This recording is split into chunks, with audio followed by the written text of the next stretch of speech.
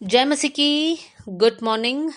आज सुबह प्रभु का वचन हमारे लिए प्रेरितों की किताब अध्याय 16 आयत 16 एक्ट्स चैप्टर 16 वर्स 16 आपके लिए पढ़ना चाहती हूँ। जब हम प्रार्थना करने की जगह जा रहे थे तो हमें एक दासी मिली जिसमें भावी कहने वाली आत्मा थी और भावी कहने से अपने स्वामियों के लिए बहुत कुछ कमा लाती थी। यहाँ पर पौलुस और सीलास प्रार्थना करने के लिए एक जगह जा रहे थे। हालांकि उनके साथ और भी लोग थे और वो लोग प्रार्थना करने के लिए जब निकल पड़े तो रास्ते में उन्हें एक लड़की मिली, एक दासी मिली और ये लड़की के अंदर भावी कहने वाली आत्मा थी। तो ये लड़की लोगों को देखकर उनका भविष्य को बताती थी और इस माध्यम को इस्तेमाल कर कर इसके स्वामियां जो है ये लड़की के जरिए पैसे कमाते थे। यहां पर हम देख सकते हैं एक लड़की, उसके अंदर आत्मा है और वो आत्मा के कारण वो भविष्य को बोल रही है। मेरे प्रियो, आज अगर संसार में हम देखें तो बहुत सारे लोग इस चीज में इंटरेस्टेड है कि मुझे जानना है कि मेरा भविष्य में क्या है, आज से 2 दिन बाद, आज से 2 साल बाद, 5 साल बाद हमारे साथ क्या होगा, हम कितने साल जीवित रहेंगे, हम कब मरेंगे, हम किससे शादी करेंगे, हमको नौकरी कब मिलेगी, हमारे कितने बच्चे होंगे, इत्यादि बातें जानने के लिए लोग बहुत उत्सुक है और इसके लिए वो लोग अलग अलग माध्यम का इस्तेमाल करते हैं। मेरे प्रियो, हम प्रभु यीशु मसीह पर विश्वास करने वाले लोग हैं, हम वचन के अनुसार चलने वाले लोग हैं। हमें इनमें से एक भी माध्यम को इस्तेमाल नहीं करना है, लेकिन परमेश्वर अपनी इच्छा हमारे जीवन में प्रकट करता है। जब हम प्रभु के वचन पढ़ते हैं, हम प्रभु की इच्छा को जानते हैं, हम ये समझ पाते हैं हमें कैसे चलना है, कैसे नहीं चलना है। कभी प्रभु की आत्मा भविष्यवक्ताओं के द्वारा हमसे बात करता है, प्रभु की आत्मा स्वयं डायरेक्ट हमसे बात करता है। तो ये प्रभु के हाथ में है कि प्रभु हमसे क्या बोलना चाहता है, कब बोलना चाहता है। हम इसमें कोई भी इनिशिएटिव लेकर प्रभु अभी मुझे बताना, 2 बजे बताना, ऐसे कर कर हम बैठेंगे तो परमेश्वर कभी भी हमसे बात नहीं करेगा। तो एक है जो परमेश्वर की ओर से हम सुनते हैं, परमेश्वर हमें चेतावनी देगा, हमें समझाएगा, हमारी अगुवाई करेगा। तो प्रभु के तरीके में से चलते समय परमेश्वर हमसे बात करेगा। लेकिन इसका दूसरा भी एक पहलू है, क्योंकि साधारण लोग जो है वो कभी भी भविष्य को बता नहीं सकते हैं। तो अगर भविष्य बताने की बात है तो उसमें किसी और शक्ति की जरूरत है। तो आजकल हम देखते हैं बहुत सारे माध्यम हैं जिसके जरिए लोग अपना भविष्य को ढूंढने की कोशिश करते हैं। हॉरोस्कोप, जन्म कुंडली एक माध्यम है, स्टार साइन, राशि, या फिर एस्ट्रोलॉजी जो है, हस्तरेखा का शास्त्र।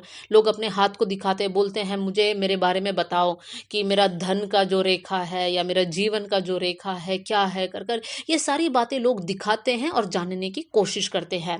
लोग जो है अलग अलग लोगों के पास जाते हैं, क्रिस्टल बॉल हो, टैरेट कार्ड्स हो, अलग अलग माध्यम से वो लोग अपना भविष्य को जानने की कोशिश करते हैं। कुछ कुछ लोग ऐसी बातें सुनने के बाद उन लोग को समझ आता है कि ये अशुभ है, ये शुभ है, ये अशुभ को शुभ करने के लिए मुझे ऐसे करना पड़ता है, या फिर मेरे घर में धन आने के लिए मुझे ये रखना पड़ेगा, ये पत्थर पहनना पड़ेगा। ये सारी बातें लोग सुनकर विश्वास कर कर आगे बढ़ते हैं। लेकिन अभी सवाल हमारे सामने ये है, हम जो प्रभु यीशु मसीह पर विश्वास करते हैं, हम जो वचन पर विश्वास करते हैं और वचन के अनुसार चलते हैं, क्या हम इन बातों को कर सकते हैं? वचन हमें क्या सिखाता है? आज हम लोग देखेंगे पौलुस ने क्या किया।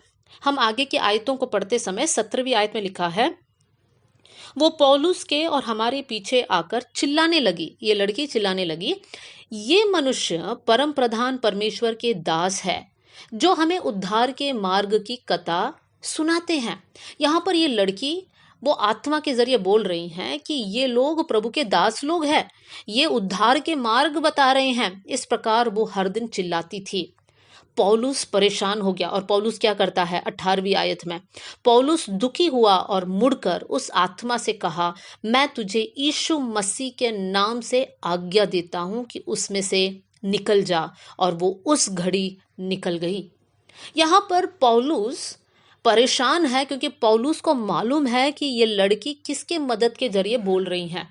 और इसलिए पौलुस मुड़कर उस लड़की के अंदर जो आत्मा है उसको डांट देता है और वो आत्मा निकल जाता है। उसके बाद वो लड़की भविष्य या लोगों को देखकर उनकी भविष्य को बता नहीं पा रही थी। मेरे प्रियो, यहाँ पर सोचने वाली एक बात है, जो ये आत्मा ने कहा इस लड़की के जरिए, क्या वो सच था झूठ था?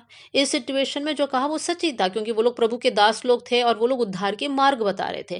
लेकिन मेरे प्रियो, शैतान बहुत चालाक है, धोखा देता है। वो थोड़ा सा सच को दिखाकर लोगों को झूठ में फंसा देता है।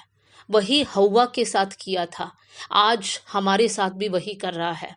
तो हमें ये समझना है कि हमें अन्य माध्यमों के द्वारा हमारे भविष्य जानने की कोशिश नहीं करना है।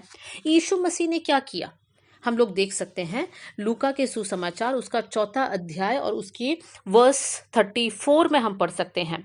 वहां पर जब एक दुष्टात्मा ग्रसित व्यक्ति यीशु के सामने आता है तो वो कहता है यीशु से, मैं तुझे जानता हूं, तू कौन है, तू परमेश्वर का पवित्र जन है।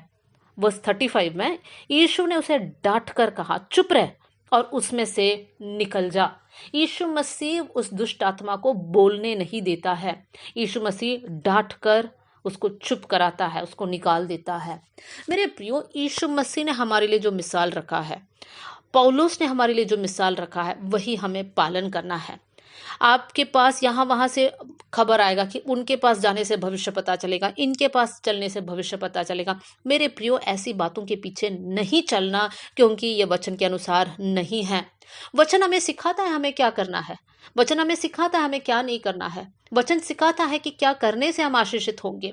अगर हम आज्ञाकारी रहे तो हम आशीषित होंगे, अगर हम आज्ञा नहीं मानेंगे तो हम श्रापित रहेंगे। तो मेरे प्रियो, हमारा जीवन प्रभु के हाथ में है, प्रभु हमारी अगुवाई करेगा। अब यहाँ पर एक और सवाल आता है, प्रभु में आने के बाद भी ये बात नहीं पता था और ऐसी बात आपने कर लिया, तो क्या करना चाहिए? मेरे प्रियो, हमारा परमेश्वर प्रेमी, दयालु, अनुग्रहकारी परमेश्वर है। हमारा परमेश्वर हमसे प्रेम करता है। जब हमें हमारी गलती का एहसास हो जाता है तो हमें प्रभु से माफ़ी मांगना है और परमेश्वर हमें माफ़ कर देगा। अगर पिछले दिनों में आपने ऐसे किया है, आपने अपना हाथ दिखाकर किसी को बोला है पढ़कर मुझे बताओ, या फिर अपने हॉरोस्कोप को देखकर इस महीने में मेरा हॉरोस्कोप क्या कहता है, इन सारी बातें, मेरा लकी नंबर कौन सा है, मेरा लकी कलर कौन सा है, ये सारी बातों को आपने देखा है, तो आज प्रभु के सामने बोलिए, प्रभु मैंने गलती की है, मुझे माफ कर देना, मुझे वचन के अनुसार चलने के लिए आप मदद करना। मेरे प्रियो, परमेश्वर ने एक बहुत अच्छा फ्यूचर को आपके लिए रखा है। परमेश्वर ने जो योजना हमारे लिए बनाया वो सबसे उत्तम है।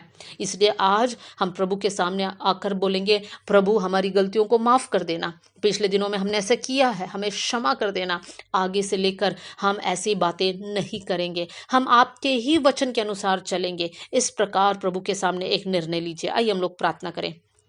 स्वर्गीय पिता, आज का वचन के लिए मैं धन्यवाद करती हूँ प्रभु जी। वचन सुनने वाले हर एक भाई और बहन के लिए मैं दुआ करती हूँ प्रभु जी, उनकी मन की आंखें खुल जाए परमेश्वर, सच्चाई को पहचान पाए, सच्चाई में चलने के लिए आप हर एक को मदद करना प्रभु जी। पिछले दिनों में अगर किसी ने ये गलती की है तो प्रभु उन्हें क्षमा कर देना परमेश्वर। आगे से लेकर हमारे जीवन को परमेश्वर पवित्रताई में चलाने के लिए आप हमारी मदद करना। ऐसी बातों में हम फंसने ना पाए परमेश्वर पिता, शैतान हमें धोखा देने ना पाए प्रभु जी, लेकिन हम लोग हमारी पवित्रताई में, हमारी सरलता में हम आगे बढ़ने पाए। प्रभु, आपने हमारी प्रार्थना सुन लिया, इसलिए धन्यवाद। आदर और महिमा आपको देते हुए यीशु के नाम से हम मांगते हैं, आमेन। God bless you all. जय मसीह की।